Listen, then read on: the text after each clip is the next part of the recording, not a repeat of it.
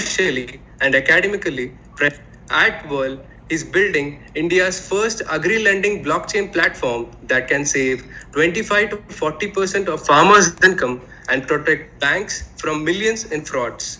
He has been an advisor to several startups such as esports.com, who raised 5.8 million euros in their ICO, Vila, Blockchain Advisory Council, Navcoin et al. His second book, Secure Chains, Cybersecurity and Blockchain Powered Automation, has been published by BPB Publications, Asia's largest publisher for IT books. He is a regular speaker in blockchain and has given 2 days workshop in universities in an attempt to show students the importance of choosing blockchain as a career path. Apart from that, he has taken lectures in blockchain for faculties worldwide. He's an educator with ODEM. He has also advised the Certified Blockchain Professional course by IIB Council that's present across 145 countries. He was nominated for the Top 50 Tech Leaders Award by Intercon Dubai. He has been invited to several worldwide conclaves and programs such as Europe's biggest blockchain conferences, Decentralized 2019 in Athens, Greece. As a speaker at Blockchain World Forum in Shenzhen, China, as a panelist speaker with a nomination for Best Crypto Educator in Gurus Awards by Next Block Asia 2.0 in Bangkok, Thailand last year. As a panelist judge at Government of India's program for startups at IIM Kashipur, and as a speaker at Zeal 2020 and the European Digital Week. About Whirl.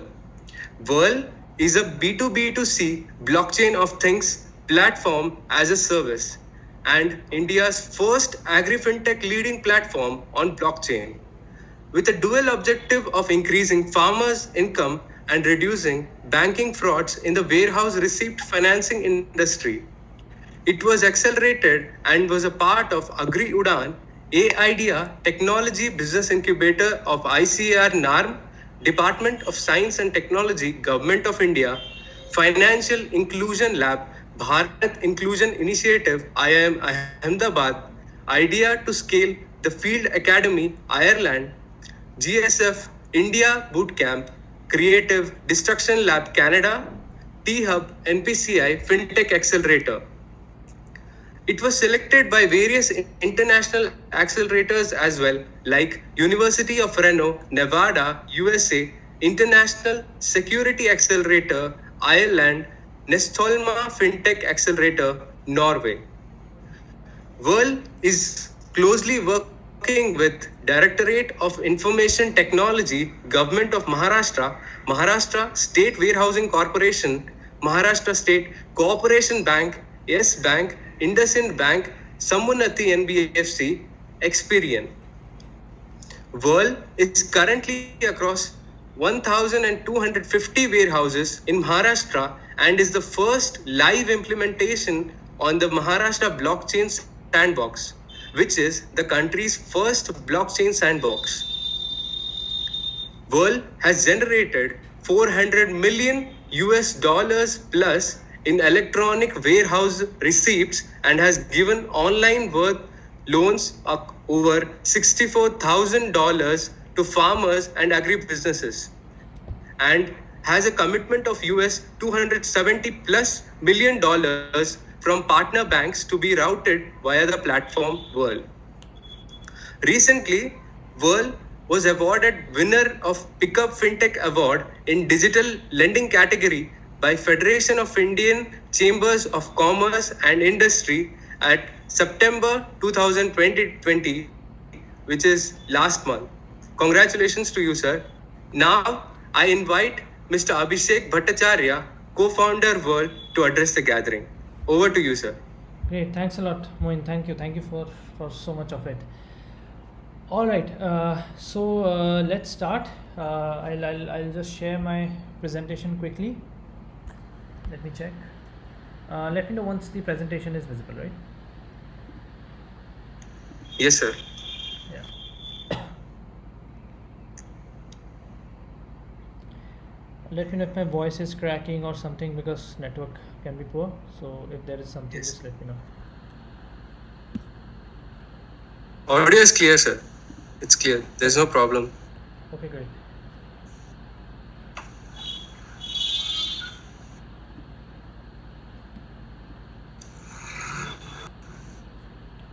Let me know if you can see the presentation. Sir, not at the moment, sir. Yeah, sir. It's And let me know if you see it move. Do you see it move? yes, sir. Yes, sir. It's Okay. visible, right? It's visible now. And you sir. saw the slide moving, right? Okay, great. Yes, sir. Actually, I have opened Teams in my browser, so sometimes the capabilities are limited. All right, great. So Moin and everyone, thank you so much for having me here. Thank you so much for joining here. I was seeing that there is quite a lot of people, 115 right now, who have joined us. I hope that I'm able to, by the end of this session, which is we are at 4:40, somewhere around one hour or so, one and a half hours. I hope that we are able to discuss some great experiences, some great theories, concepts, which shall help both of us, all of us, on both sides, going ahead in the segment, in the industry. I believe that you guys, all of you, are based in the same industry as well. Some might not be into we are into agri fintech, some might be into agri-tech, some might be into fintech, right?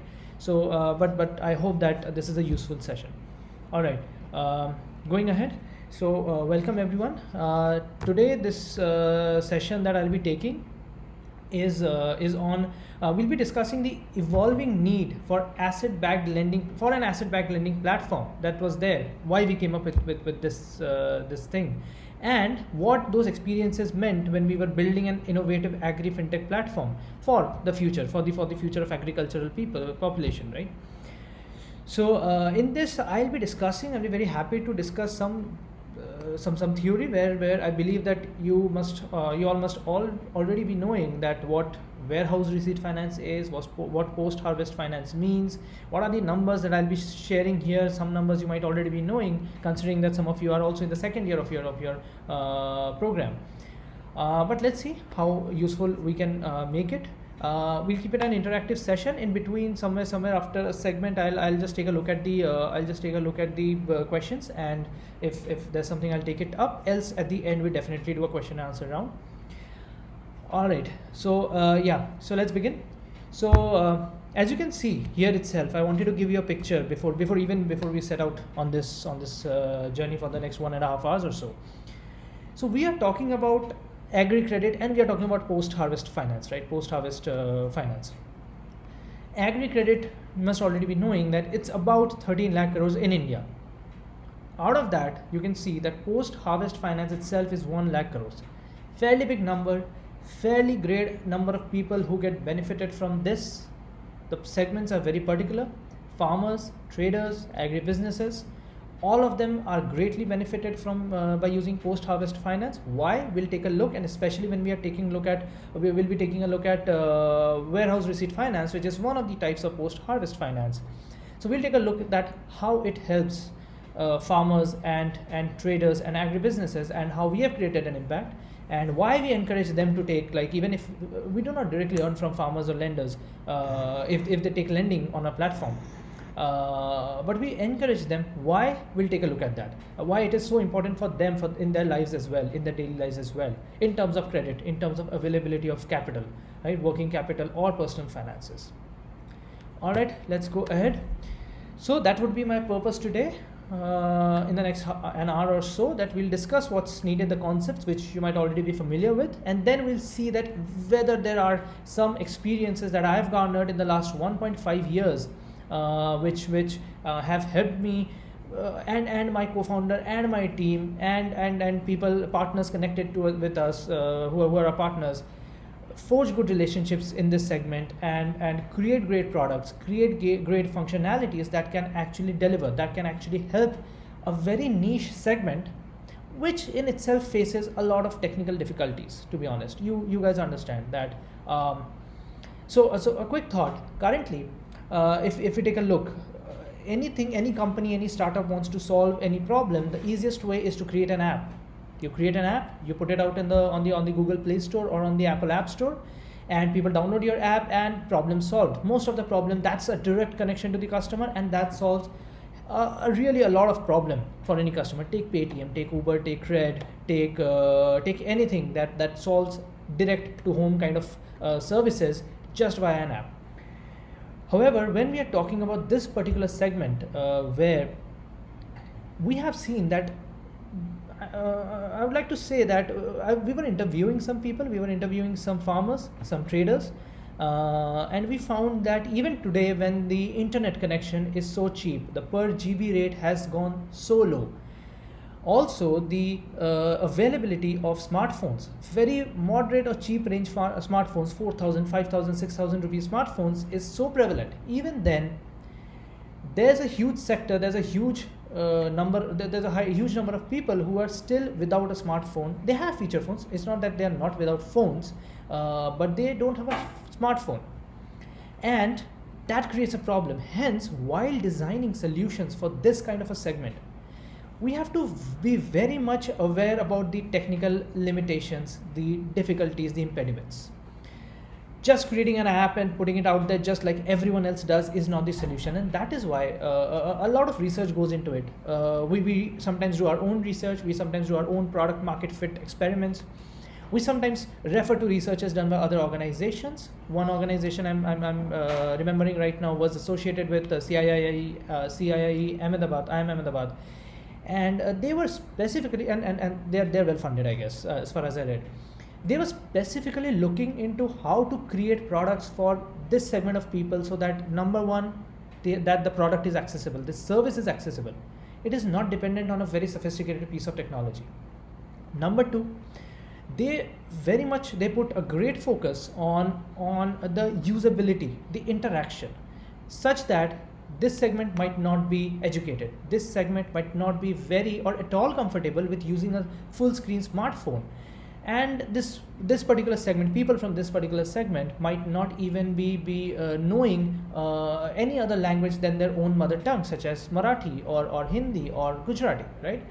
So they created interfaces, very simple interfaces, pictorial interfaces, because pictures are something that people fairly understand way better than they understand characters if they don't know how to read. So great research. We also refer to, when I'm building products, I'm developing products, I refer to such researches, and I get to know that where the segment is going and where the segment lies till now. So anyways, a lot of time spent on this particular slide, but the story is that it is difficult to create products for this segment, because the solution that you offer is not very straightforward. The solution that you offer gets a lot of hindrance and gets a lot of resistance from many a times from these people in these segments, because they are not educated. They believe that every educated person coming to them and sharing a solution is like scamming them. Big problem. However good you might be at heart, however good world might be at heart, I myself might be at heart, it's difficult to make them understand that we are doing something great for you. And take the example of farm bills. Right now a lot of protest is happening. What that farm bill does is, the ordinance, the Farmers Produce Trade and Commerce Ordinance does is, it allows trade to happen beyond the set physical market yards that have been defined by APMC Acts and all previously. I mean, this is freedom. This is freedom from the intermediaries, the Adatyas and all of them, and the APMC itself, which create a lot of hindrance as well as create a long chain of intermediaries, which eventually increases the cost. We interviewed farmers. I personally interviewed farmers who didn't even know that they were paying a good amount of brokerage while selling their items in the APMC. They said, no, but we know that they are paying a lot of brokerage. But when you are able to trade interstate and intrastate anywhere, at the farm gate, at the warehouse, on online platforms, we are building one. That's a lot of freedom to the farmer, to be honest. But yeah, that is the problem. Still protests are happening, right? But anyways, won't get much into that. So anyways, so that's the purpose today. Coming back to the point, the purpose today is to discuss any practical experiences that I've had while developing products for this segment, while envisioning products for this particular segment, that how can you benefit them, right? So we'll take a look at how we can understand, how I can help you understand this segment better, because very much a huge possibility that you'll soon be out of your college and you'll be taking real jobs in companies which are ultimately creating products for this segment, or you might be starting up your own, which would be great. I would really encourage that, because then you will be in a different ball game altogether. If you're an entrepreneur, you will have to create such products from scratch. So let's see. We'll take a look at that. So a quick introduction, a quick profile. I'll just skip through it because I believe Moin has spoken 10 minutes on this. So so this is what I do. I mostly have a technical background. I've had a technical background since quite some time now, and at World as well, I handle product and a bit of tech, and mostly blockchain. So we are into blockchain. Our underlying technology in the entire platform, I would like to say, is blockchain. We are using blockchain in a very sophisticated manner, for a very specific use case, which is curbing the frauds that are happening in this particular warehouse receipt finance segment. And our particular target customer is banks and other lenders for that scenario. That is where we are using blockchain. That's all. Not a blockchain company, but we are using blockchain in a specialized manner to answer a particular problem in this industry. And that's the banks are our main customers, so that's one of the most important problems we are solving. I don't know if I have a slide on that or not, but I'll try to. If I have any questions from blockchain, I would love to discuss that, because blockchain is very misunderstood by people across the country. I've taught a lot of people just blockchain, and I found that they are just into Bitcoin and cryptocurrencies. It's a whole different game here in blockchain. So we'll talk a bit on that if there are any questions.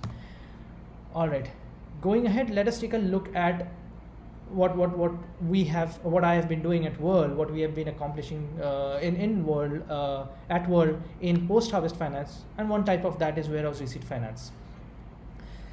So let us take a look at what the situation has been till now. It is still there. Otherwise, we wouldn't exist, right? We are still growing a market, and there has to have a market to capture, right? And I'm sorry. So that's let's take a look at what warehouse receipt finance looked like, and or why warehouse receipt finance is needed. So what does the life cycle currently look like? Let's take a look at that. So currently, farmers, you must already be knowing about warehouse receipt finance. For the uninitiated, I'll go through it once. So what happens in warehouse receipt finance before that is that the farmer grows the crop, the sowing is done, the harvesting season comes. Right after harvesting, you as a farmer are facing a huge dearth of. I hope there are no questions, or I'm audible, and I'm audible, right? Moin, if there's a problem, just pause me, right? So, all right.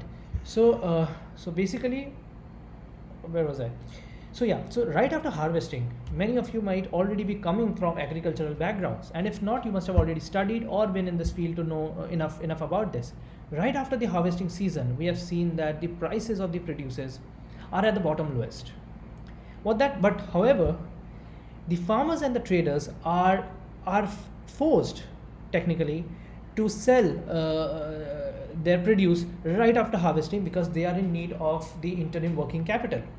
They are in need of the personal finance. Maybe they have a marriage. They have to marry get their son married, get their daughter married, or they want to invest in the education, or some personal finance requirement, or it is working capital requirement for the next season. What they do is, the only way left for them, which they believe, is that they'll sell the produce at whatever price they are getting, and they'll use that money. However, right after harvesting, we know that the prices are at the bottom lowest, and who would encourage selling anything when the price is at the bottom lowest? No one would do that, but they have to do it. The result, we have seen data across many segments, many researches, many interviews and analysis. The per capita income of a farmer or an agricultural household is less than 6,000 rupees a month, $80. That's it, or even less than that now. So that's very less. Secondly, we have seen that sometimes farmers have even sold their produce for as low as 20 to 50 paisa per kilogram.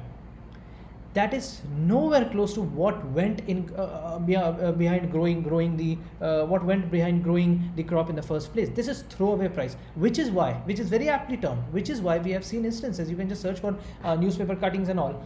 We have seen instances where farmers have taken their entire produce, gone to the market, were getting such low rates that they chose to leave the produce there. You can see newspaper cuttings where you can see that onions, kilos and kilos of onions are thrown on the road. Why? Because the costing is so low that it will cost more to not sell there and take it back. Rather just give it out so that you can at least save that money instead of spending more on it and not earning anything, rather losing a lot. So these are very dire circumstances. It does not happen with everyone, every market, but these are what happen when you sell at the lowest prices right after the harvesting season. Also, one very common factor is that there's farmer suicides. We have seen that happen plenty across the country. Farmers are suiciding here and there every time, which is a big problem in the agriculture economy, especially when we are talking about a segment such as agriculture, which is a very important part of our economy, one of the most important parts of our economy. So anyways, taking a look at that, what happens currently is that you as a farmer are forced to distress sell. That is what is called distress sell. You are in distress, you sell it right away, throw away price, whatever you're getting. What happens when we discuss warehouse receipt finance? Many farmers have been availing warehouse receipt finance even before we have been existed. Of course, warehouse receipt finance is one of the very old lending mechanism. People have been doing that, but there are still a lot of customer segments, farmer segments, and traders who don't even know about this particular feature that they can take. They are encouraged to take. So let's take a look at what happens when you're taking warehouse receipt finance. What happens when world comes in between, or what happens when, let alone world, we don't earn from farmers. So we encourage them to take warehouse receipt finance because that saves them a huge headache, right? So as you can see the difference between the process flows. Number one, crop loan, you take the crop, you start sowing. Let's start from there. Start sowing, you harvest. Instead of selling it under duress, instead of distress selling, what you do is you take it to a nearby government or private warehouse. You keep your maybe so you've grown 1,000 quintals of wheat. You keep your 1,000 quintals of wheat there. You get a warehouse receipt. That is what a warehouse receipt is, and you take finance against it. That is all about warehouse receipt finance. You guys must already be knowing. So technically, you take that, you store it in a nearby warehouse. You take that receipt. This is still now it happened to be a paper receipt which the warehouse man gave you, and you take it to the bank. You take that receipt to the bank. The bank in the segment of warehouse receipt finance, it's usually a 70% collateralization ratio. So you get 70% of the amount as loan. So if you're taking 1,000 quintals of wheat for a lakh for 1 lakh INR, you'll get up to 70,000 of loan. Or if you want less, you can take that. You can ask for that, but maximum up to 70,000. 70% is the figure there. So you go to a bank with that paper receipt. Maybe you'll have to visit the bank a couple of times. That's how it happens here, right? Everywhere. That what increases the TAT, the turnaround time in this entire process as well. Creates difficulty for the farmers because they are in dire need of the money. They need personal finance solutions. They need working capital solutions. And banks, if they increase the TAT, it creates a problem. We'll take a look at how we are solving that very organically. And finally, once you're done with that finance, that credit line you have, and when the market rates, when the rates of that particular commodity in the market is again back to good on above average, you can just sell the goods, and you can just repay the loan. You can sell the goods and take the either take the delivery of the goods, or you can just sell the goods, right? Which you can see here. So this is how the cycle works, and you don't have to distress sell. You don't have to sell at throwaway prices, and you have a good enough of 3 months. The basic receipt gives you 3 months of coverage in that warehouse, and so is the loan. You can repay. The tenure is usually 3 months or 6 months, and so on, and you can repay the loan accordingly. So what happens when we are talking about warehouse receipt finance in a farmer's life? It's a type of secured asset-backed loan, a crop loan. As you know, the topic we are discussing today is the importance of asset-backed loans platform, or asset-backed loans in a farmer's or a trader's life. So basically, this is a secured loan. This is a secured asset-backed loan. This avoids distress sale, as we discussed. And we have researched, we have found that it sometimes even extends up to 40% in the farmer's income, which is a huge number for this kind of a segment. A huge number. Very easily can they pay the loan back and take the delivery of the goods, or sell the goods at a greater price and take the profit, right? So this data is based on NIAM research, and this is a very good data for the farmers segment. All right. So going ahead, we'll be now. This was what warehouse receipt finance is or has been. Till now, we have not talked about digital warehouse receipt financing, which we have done, which we have brought in and which has solved n number of problems for not only for farmers, for warehouses, for banks. Because the problem is that when the banks and the lenders were giving loans, they were facing massive fraud. So we'll take a look at what massive frauds they were facing, and how digital warehouse receipt financing curbs that completely, right? So any questions till now? If Moin, do we have any questions till now? This is a segment being over, you can say. Yes. The participants, if you have any queries or questions, you can put it in the chat box, and I'll be reading it out for sir. Yeah. All right. So if there are none at the moment, I see 122 people here. So you can put it out, and I'll take it up at the end. Then I'll just continue. Right, Moin? I'll Sure, sir. Yeah. All right. At the end we can. Sure. All right. So where are we? Okay. So going ahead, let's take a look at before discussing specifically digital warehouse receipt financing, just giving an idea, there are several types of post-harvest financing in agriculture.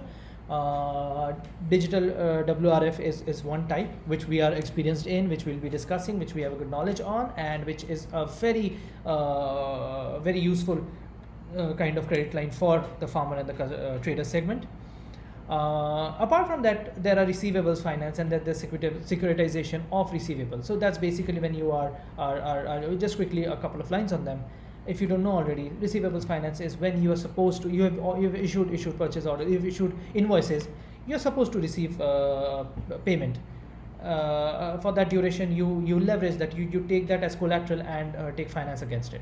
Right? Securitization is just collection of all those receipts and pending invoices, and forming it a group of bonds or a group of securities, and then putting it out for lending, putting it out for trading, and so on. Right? We won't take a look at both of them. We'll take a look at the most important one that's there right now, helps the farmers most, which is the digital warehouse receipt financing. If you have any questions, just post them and we'll take it later. All right. So let's take a look. What is WHR financing? We gave what's basically WHR financing model, and then we'll take a look at how it helps farmers and how it basically helps the digitization helps everyone in the ecosystem, right? So warehouse receipt financing model basically works as we previously discussed. Just quick run through of it again is traders and farmers, after they produce, take that, deposit it into a nearby warehouse. They can do that. They can either they already know about a nearby warehouse, or they'll just find one, or they can use an app like ours and they can find a nearby warehouse where their type of commodity is stored. They can put in an application where the warehouse can tell that yes, you can bring your 1,000 quintals of wheat. We have space, and we have this. We take this kind of commodity. So the farmer does that. The farmer the next what just hold on a second. একটু পর্দাটা সরিয়ে দাও তো, সবকটা একদম খালি ইয়ে করে দাও। Alright, okay, I'm back. I guess am I audible, Moin? Great. Yes, sir. Alright, okay. Alright, going forward. So alright, so that's how the cycle starts. The borrower or the depositor takes the goods into a warehouse, and next what happens is that this happens in two ways. Some banks decide that for certain limits of loan amounts, say 5 lakh INR, which we have seen in the market, below that the banks happily disburse the loan, approve the loan and disburse the loan without a specific quality assessment or a saying. And on loan amounts of more than 5 lakhs, for example, or more than 10 lakhs, the banks have the option to actually ask appoint one collateral management agency, which is a quality assayer, that on behalf can go to the warehouse physically, and they can assay the produce kept in the warehouse in the location as mentioned on the warehouse receipt, and they can provide a report to the bank that whether everything in the receipt is as true as it seems, and whether the loan can be given or not. That becomes the form of the base of a very important decision while disbursing the loan. So let's getting back to the cycle again. The borrower takes the deposit to the warehouse, gets a warehouse receipt in return. The warehouse receipt is taken to the bank. The bank does the CMA process based on its own understanding of the loan amount or the customer profile, and then the disbursement happens, takes a total TAT of around 7 to 10 days, sometimes 15 days, as we have interviewed. And in the current scenario, or in the scenario that was there before digitization came in, or blockchain came in, or fraud reduction came in, and all of those. So this is a secured working capital finance to farmers, because the commodity itself is the collateral, so it's secured, and which is stored in the warehouses. And as we previously discussed, this entire cycle also helps them increase their income up to 3x in areas like Africa. In India, we already discussed, we have seen numbers up to 40%. In Africa and other areas, we have seen up to 3 times, and because of the difference in the loan amounts that happen between selling early and selling late, right? So great. So going ahead, so that's how it works, and currently it takes a TAT of around 7 to 10 days at least. Now let's take a look at what was broken on the other end, on the end of the lender, because there are two parties, there are two main stakeholders. One is the borrower, another one is the lender. So we just discussed I'll share later that what we have specifically done for the farmers, but in the entire segment. So even if world does it, to be honest, world does it, someone else does it, it's just important to be done.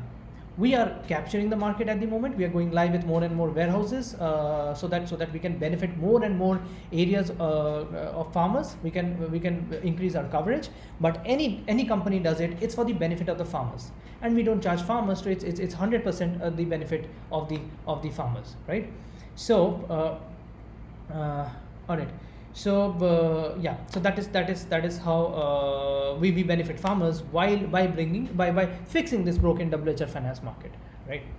Now going ahead, let's take a look at what was broken on the lending end, on the bank or the lenders, NBFCs or the lenders end. Regular billion and $1 million frauds regularly happening. Just take a read of what is there on the slide right now. NSCL scam in India, $1 billion, 5,600 crores. AP fraud, 400 crores. ICICI Bank fraud, 150 crores. SBI, LVB, you must be hearing the name again recently. These are very popular banks, and these have been a part of the frauds. They have not committed the frauds. They have been hampered by the frauds. They have faced the frauds. That is why our product is for them. That is why we help them curb these frauds. They were not the ones doing the frauds.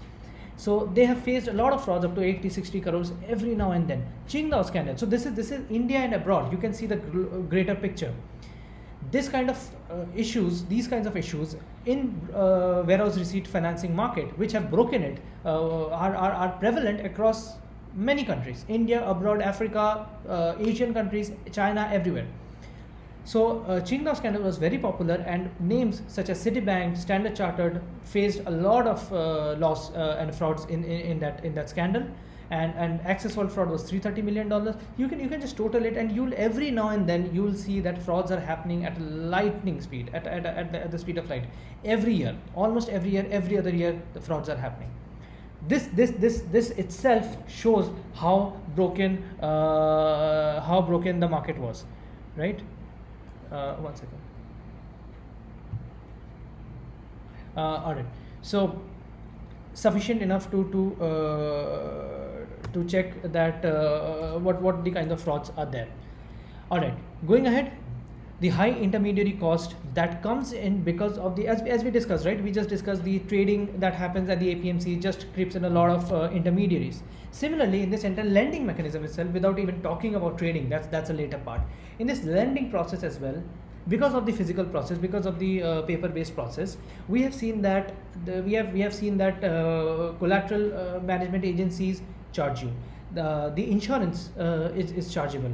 The high TAT is indirectly chargeable to you, because that high TAT prevents you from taking a loan at a faster speed at the time when you require it the most, right? So taking that into account. So the intermediary cost, again, if you guys have heard about blockchain, one of the critical features of blockchain is that it brings decentralization. The centralization, which we see in the regular world every now and then across everything, banks, everywhere. And then there's decentralization, which what it does is it cuts a lot of intermediaries. Going ahead, let's take a look at what other problems are there. The grassroots impact is very low. reaching that farmers, reaching the that segment, that category of this entire ecosystem is very difficult. It does not reach, the benefits don't reach them. And usually the system currently is favorable to traders and high value traders most. So that's one problem, right? Going ahead, manual system of course is a big problem, because everywhere wherever the system has been manual till now, it is a huge problem. Digitization kills it all. Digitization brings it breakneck speed. It brings in a lot more control over the process, which is absent in case of manual and manual system. That increases costing, TAT, everything, right? And currently the entire system, this trade and this lending mechanism, this costs the farmers a lot in the transportation itself, in the journey and the transportation itself. That's a huge cost as well. All of this add up. Basically, all of this, what you can see on this screen, they add up to form a very broken WHR financing market, which is what people like us are solving, which is what world solves, which is what maybe other companies come up and they solve. That will help lenders, banks, and farmers, both ends together, by implementing an integrated and a solution where all the stakeholders are on the same platform. We'll take a look at that, what we have done and how it benefits the segment. All right, so now a very interesting part. If there are no questions, Moin, if there are any questions, just pause me once. If you Yes, sir. There is a question, sir. There are actually two questions. Yeah, sir. Please go ahead. The first, I'll just read out the first question, sir. The first question is, warehouse receipts reduce transaction cost to farmers producing in tons, but not to the small farmers. As smaller the farm, the more expensive it is going to be. Mhm. How this is going to help even the small and marginal farmers who are not associated with FPOs? Great question. So we work with individual farmers as well as FPOs, right? That answers, I'll tell you why, that answers a big segment of this question, right?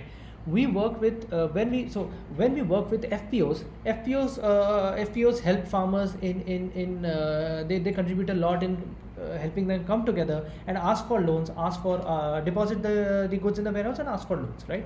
But we have seen even low ticket size volumes, low ticket size customers such as low as 60,000, 55,000. We have seen receipts and wheat and murmure getting deposited in our warehouses worth 45,000, 55,000, right? That's small and marginal farmers, I would say, right? Correct me if I'm wrong. So this entire system is I don't see that why this particular system would increase the cost for small and marginal farmers, because what we are ultimately offering is a tech-based solution. Tech-based solution costs same for everyone. On the other hand, we are allowing small and marginal farmers or big farmers or even traders who have average ticket size in lakhs and crores, right? So we help them equally. What they have to do is they have to just use the system. They have to come, they have to deposit in one of our partner warehouses, which is currently 250 warehouses, which forms 10% of India's total warehousing capacity. That's a big number, to be honest. And so just come to one of our partner warehouses. Even if you don't own a smartphone, I'll come to that. When initially I was sharing that how we build solutions so that everyone can use it and not the people who are just having a smartphone. You can come to a warehouse and you can avail the solution even if you don't have a smartphone. If you have a smartphone, you can do it from the comfort of your home. Otherwise, you can do it from the warehouse with the warehouseman's help. So anyway, so this does not create a cost differentiation. I believe that this is an answer to your question, that this does not create a cost differentiation between small and marginal farmers or larger farmers with FPOs or even traders. Yeah, the kind of solution that we have developed. Yes, sir. Yes, sir. And the second question is, sir, what are the preventive measures that you are taking to ensure the safety of the produce in warehouse? Like there are companies like GrainPro that are offering solutions for like rodent-based problems that are occurring in the warehouse. Are you like tying up with various companies? Yeah. Very good question. Whoever has asked this question is a very good question, dear.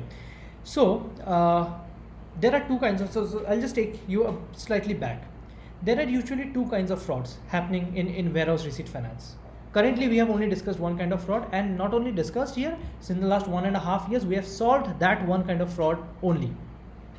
The two kinds of frauds are, one, the receipt or borrower related frauds, receipt or borrower based frauds, which we are discussing, which we are solving. The other is the physical commodity based frauds. As a startup, when we were looking at this entire ecosystem, we understood that we have to target one problem, and we started with the warehouse with the receipt and borrower related frauds segment, and then we nailed it. We are currently nailing it in a manner that we are using blockchain technology and we are curving it 100%. It's not like 99.9%. If you are using blockchain technology, I'll maybe share a couple of thoughts at the end. It curves that this receipt problem, fake receipt or so there are again two types of issues and frauds in receipt based frauds. One is fake receipts, one is multiple lendings on the same receipt. Both these issues in receipt based frauds are curved 100% using blockchain technology and having banks and warehouses on the same platform, which we have done, right? So no one escapes that.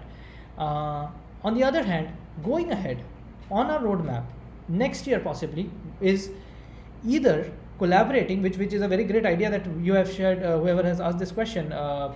So we already are on our roadmap that either we'll be developing in-house solutions when we will be targeting those physical frauds. We'll be developing our in-house solutions, IoT based, computer vision and AI based solutions, which can monitor the grains in the physical warehouses. That data will now again be pulled to blockchain, and then it will create an ecosystem where any kind of fraud will not be able to escape our entire hatch, right? Currently, we are solving the receipt-based frauds only. Another option to solve that is either develop the solutions in-house or partner with, as you said, there was one company you mentioned. There are so many companies who are giving great solutions, IoT-based solutions, RFID sensor-based solutions inside warehouses, who keep track of the grains, the bags, the movement of the bags, AI and vision-based solutions which take care of the movement in the warehouse, temperature in the warehouse, so that these things don't occur, that rodents don't occur, moisture does not kill the produce.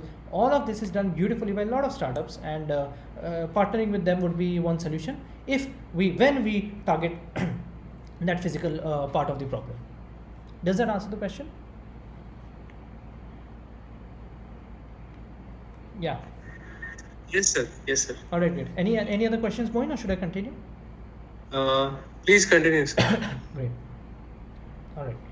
So let's take a look. Let's go ahead and now the very interesting part. Why interesting? Because now a bit of blockchain comes in. Not technically, don't be scared. Not technically, but I show you how a system works. So that's definitely interesting for someone who's involved in active development, right?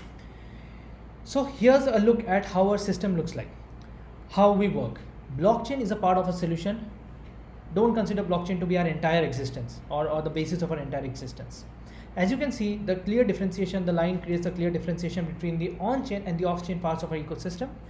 So overall, if we are discussing that how we solve this problem, number one, we bring stakeholders such as banks, warehouses, collateral management agencies, and us as the platform on the blockchain on the blockchain system.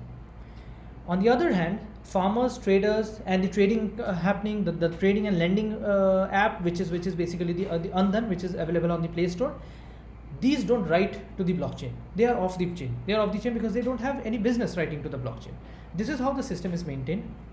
On the blockchain front, the banks, the warehouses, and this is collateral management agency, which I explained that a bank can appoint to for a collateral management agency to visit the warehouse physically and assay the goods and give a report to the bank, so that the bank can, based on that, give out the loan, right? So that they know that what is said in the receipt by the warehouseman is actually what is present in the warehouse, right? A very important part of the process if the loan ticket size is higher.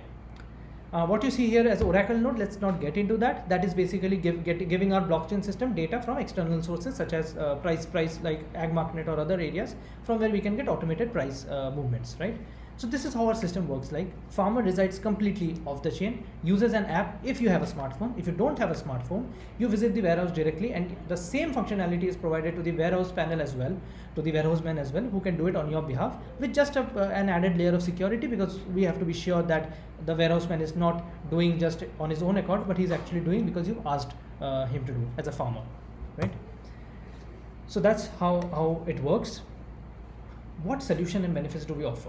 And this is not just an advertisement of what world offers, because none of you are warehouses or banks or FPOs or farmers, right?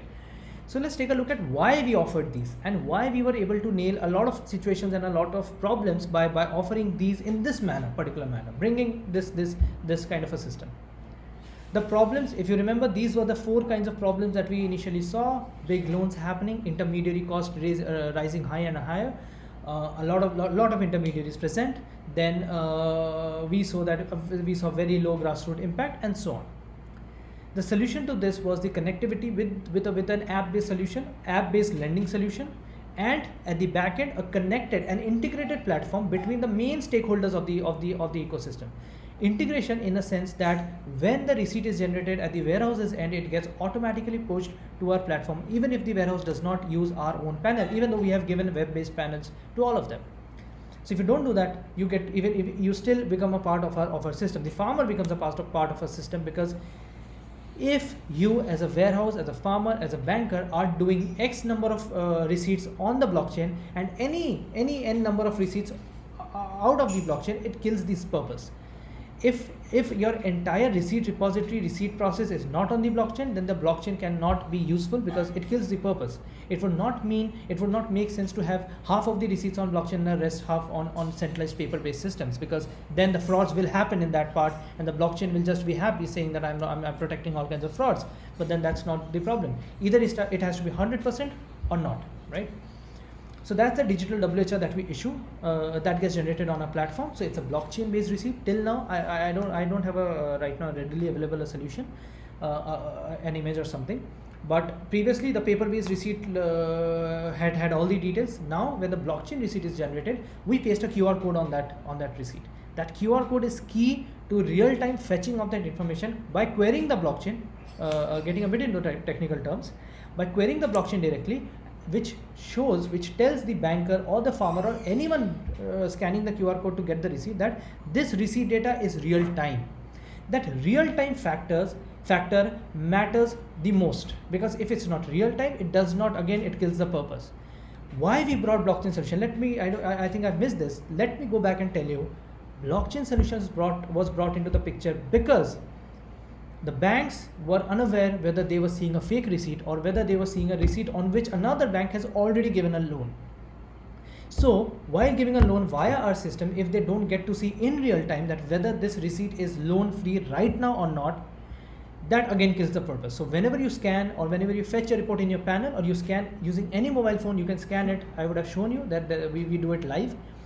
Scan it, that receipt is generated, the information is generated right there and then, real time. You can see that there is loan or not, there is any delivery or not. What happens if you're taking an old receipt and maybe 50% of the goods are already delivered, right? But you're still giving loan up to 70%. That's a loophole, great loophole, right?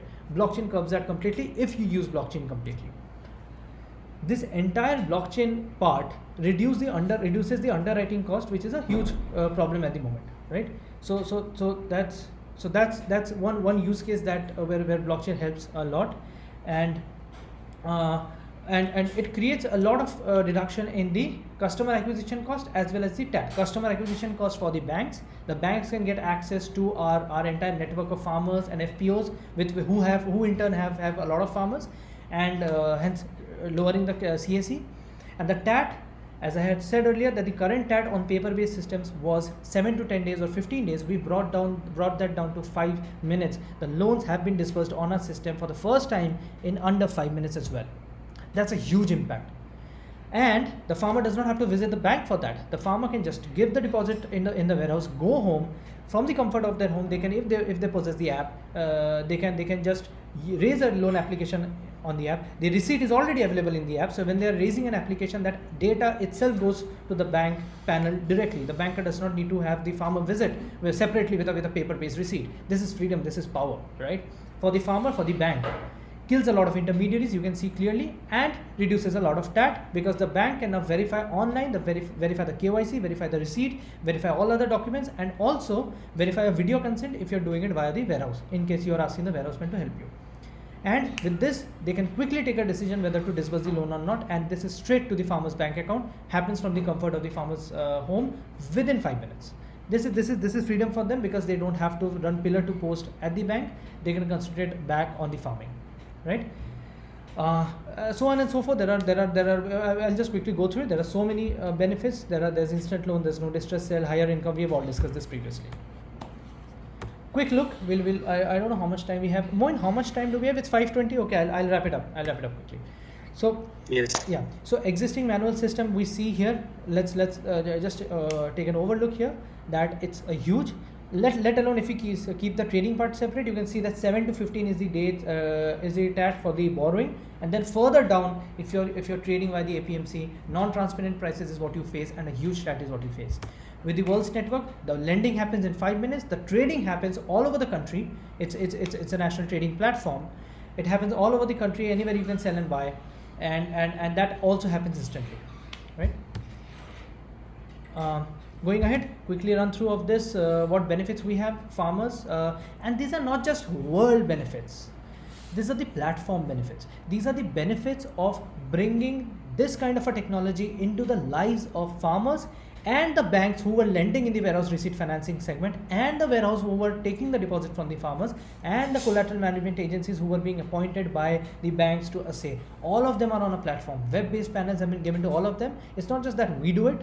We are the only ones doing it at this scale right now, but anyone can do it, and they can create an impact. We are just a bit ahead because we thought about this impact back in 2019, and we were very much motivated to make this happen, to make this impact in the farmers' lives, right?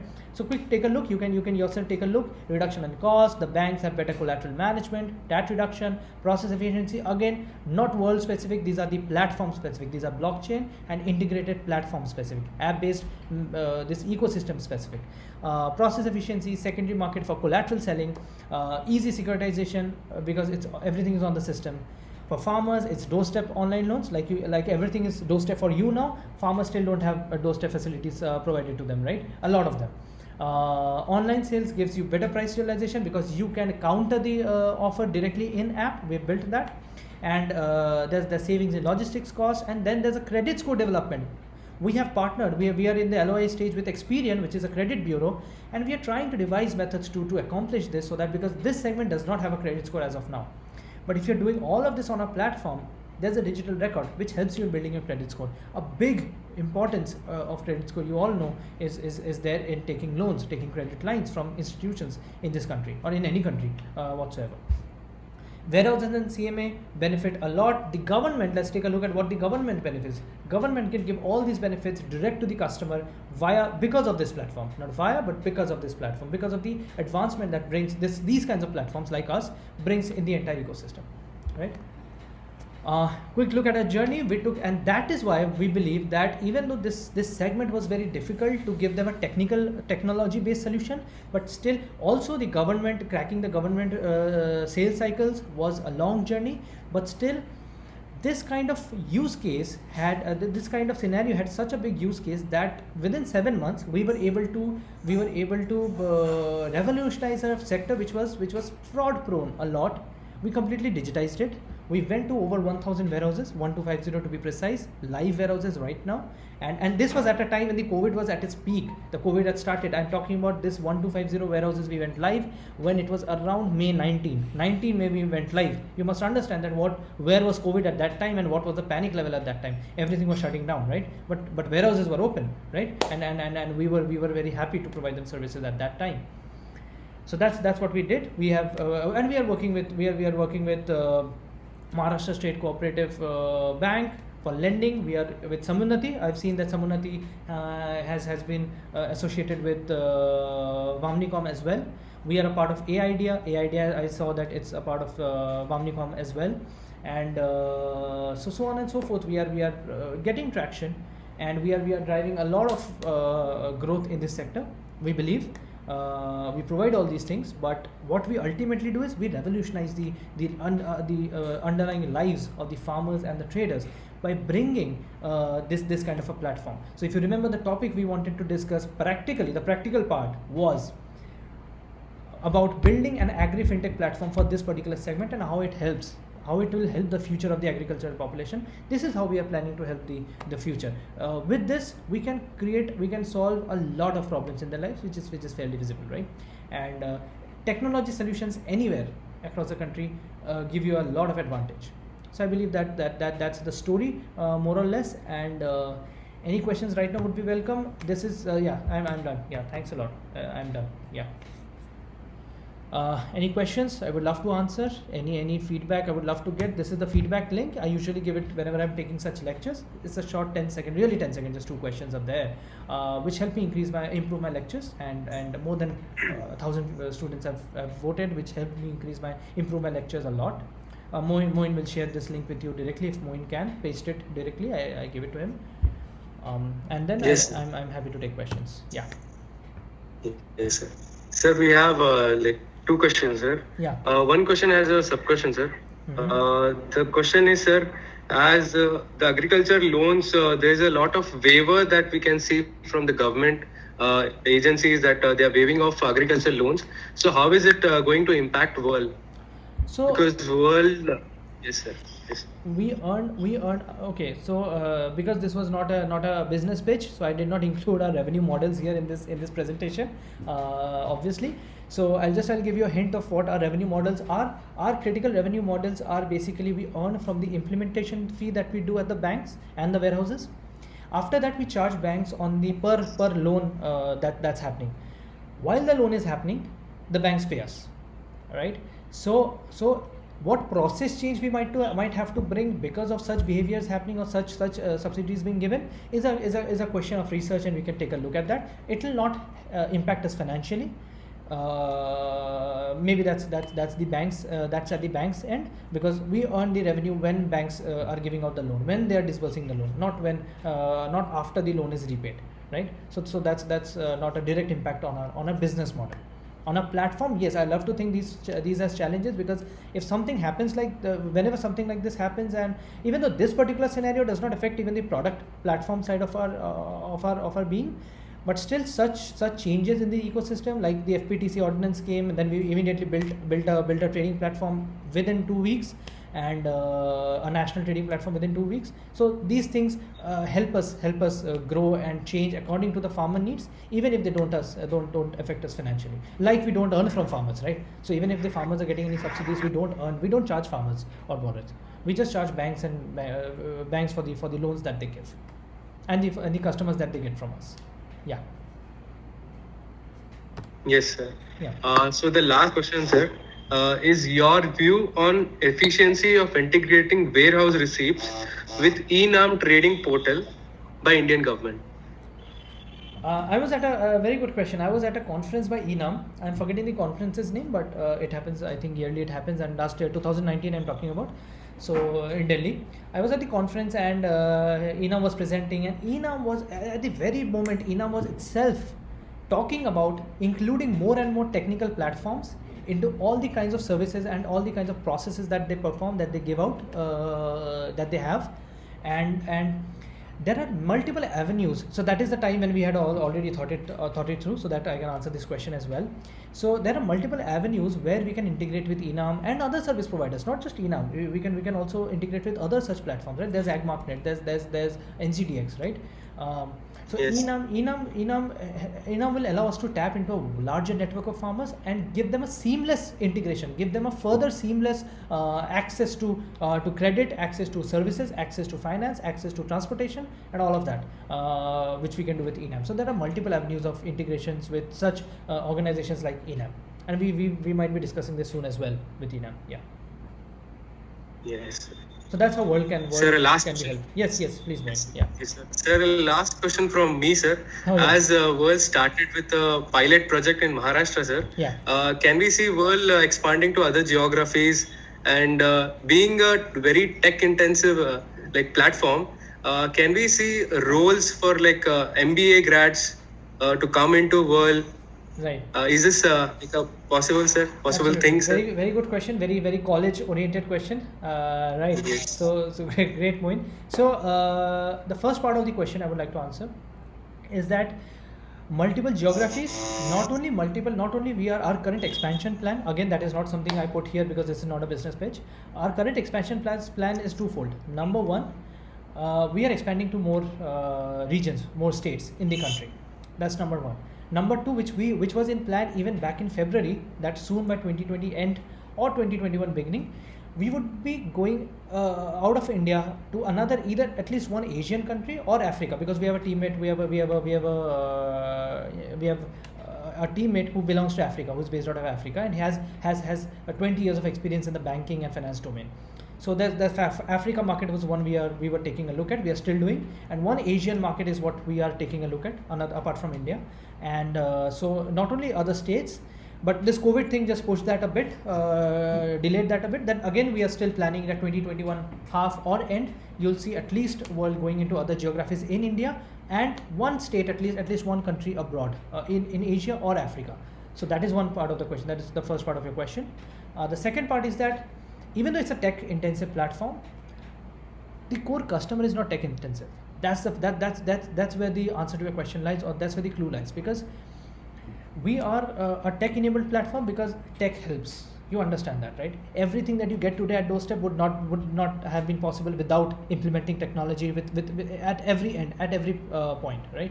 So similarly, we are implementing tech to revolutionize the lives of farmers in one way or other. Either they use our app directly, or they go to the warehouse and still become a part of our warehouses, our network, world network. On the other hand, and I think Moin, I think you I think worked with us as well, or as a part of the idea. I might be missing out, I don't remember, but I guess so. So MBA graduates, MBA people, one thing is that so they have a great future here, because we have constant roles opening. Currently, I don't know if there's a role open position or not, but we usually take interns, MBA interns. We have taken, we have been on a lookout for MBA full-time roles as well. In the future, that will only grow. I don't see it going down, shrinking. And as an analogy, we are a part of Creative Destruction Lab, University of Toronto, Canada. So University of Toronto, Yes, what they provide is that they, as a part of that program, they provide their University of Toronto is a great college. It's a very highly ranked college. What they do is they provide their MBA graduates, their MBA students currently, to work. They give them the opportunity to work with the startups which are a part of this program, CDL program, as an intern, as a part-time, or as a full-time person. That's where MBAs help us a lot. I mean, if MBA graduates or MBA students get an opportunity here, what they'll be looking at is they'll be working on great solutions that impact, after all, the niche that you and your students are already there, right? This farmer segment, this niche, particular agri-finance and agriculture niche. So there's a great opportunity here. Whenever that opens, you'll get to know from social and otherwise. We are directly connected as well. Hopefully it will open maybe next year when the placement season comes. We are taking a look at other colleges as well, so maybe we'll add this to the college list. And internship opens every now and then. We just we were working with some people from IIM Ahmedabad as well. So yeah, MBA graduates have a great future here, even though it's a very technical platform. Yeah. Yes, sir. Sure, sir. Thank you, sir. And it was an absolute pleasure hosting you, sir. Thanks a lot. And Thanks a lot. it was a insightful and thought-provoking session, and you cleared much of our doubts, as we also have it in our curriculum as a derivatives course. We Right. had a presentation last week. I only presented about this topic, Great. collateral management and warehouse receipting. Mhm. Yes, sir, and a lot of doubts were cleared. Yeah. And thank you for boosting our IT facts as well, sir. We are not from IT background, Yeah, but we exactly. got That's to why I didn't include any slide on Yes. that. But do read on blockchain. Blockchain is a cutting edge technology. I've been in blockchain. I'm an author in blockchain, and I've been in blockchain day in day out. I love blockchain, and I see a great future in blockchain. Not cryptocurrency. I'm not discussing cryptocurrencies. I'm just telling you about blockchain as a technology. There's huge talent requirement there as well, and you should take a look at that. Even if you're not into tech, there's something you should be aware of. It's just like general knowledge, right? Yeah, please continue, Mohit. Sure. Yeah. Yes, sir. Sir, due to administrative commitments, our director couldn't attend this webinar, Yeah, sir. of course. But he has sent his regards to you. Absolutely. Thank Now you I so would much. like to call upon Dr. R. Jayalakshmi, our placement director, corporate relations and placement cell, to provide the closing remarks, sir. Sure. Hello, Mr. Abhishek. Hello, ma'am. Thank you. Hello. Thank you so much. Good evening. Good evening, ma'am. Thank you so much for having Good me. evening, Mr. Abhishek. Yes, Yeah. good evening, ma'am. Yeah, it was, I don't know, like, this is a time and season when so many sweeping changes are happening in agriculture. Yes, yes. Government is bringing up policy changes. And you see, look at us agri students and agri management students have a lot of, trepidation. Like Corona is there on one side, whether will I Yes. get a job? At the same time, lot of changes are happening. Whether I'll be suitable to join any organization. Yes, So, yes. like but I think your webinar was is one of the best I can say. Like Thank you so much, really, students should have enjoyed that. And I think I'm even congratulating the students for raising some really interesting questions to you. Yes, And yes. in fact, we would have loved to have you in our campus. I think it's the most beautiful campus. Yes, yes. Again. Unfortunately, the So, but, this circumstances, time- but I would have loved that so much. Right. Yeah. Probably sometime when you visit next time, when this corona is over, I'm inviting you again on behalf of director so and much, our ma'am. Vanlicom. Yeah. Please do visit us. Sure, ma'am. Would love And to. Thank you. hopefully, because you have already given an answer, Moinu has indirectly asked you about our role of. So there is no specific, or should I say, role for me to request you to please keep in your mind Vanlicom always. It's already there, ma'am. It's already And, there. Yeah. Totally yeah. there. Yes. On our So roadmap. kindly help us. Surely, ma'am. Wherever possible. In fact, as you say, more than the placement, I want these students to go through the grind of that Industry. the real research, what is happening in your organization. Right, ma'am. Even Yes. if they're specializing in warehouse, I wish they, completely thoroughly one part of this supply chain, they are Right. very thorough at, by working with you in your organization. Right, ma'am. We will be very happy because Sure. placement is automatically it comes when your work is very good. Yes, You'll be able to yes, do absolutely. it. I agree to that. Yes. Yeah. And so nice to have you with us. And Thank you I'm so much. inviting you once again. Please do Sure. visit our campus. Would love to. Let's have a very, very fruitful association later. Yes. Looking Okay. forward to anything opens up. I'll get in touch with Moin and we'll make it sure that it happens. Yeah. Sure. Thank you very Wherever much. possible. Thank you very much. Thank you so much, ma'am. Very Thanks a lot. much. It was nice. Thank you so much. Nice being here. Yeah. Take care. Please Yeah. take care. Sure. Please You too, take ma'am. Yeah. Take care, ma'am. Yeah. Bye. All right. So thank you, Moin. Thank you for hosting here. I'll Thank you, sir. I'll quit. Right. I'll just Yes, just sir. close it. Huh? Okay. Sure, sir. Thank you, sir. Thanks a Thank you lot. so much, sir. Thanks a lot, everyone. I thank all the participants for their patient listening. Yes, sir. Yeah. We'll be closing. Sure. Bye. Sure, sir. Bye, sir.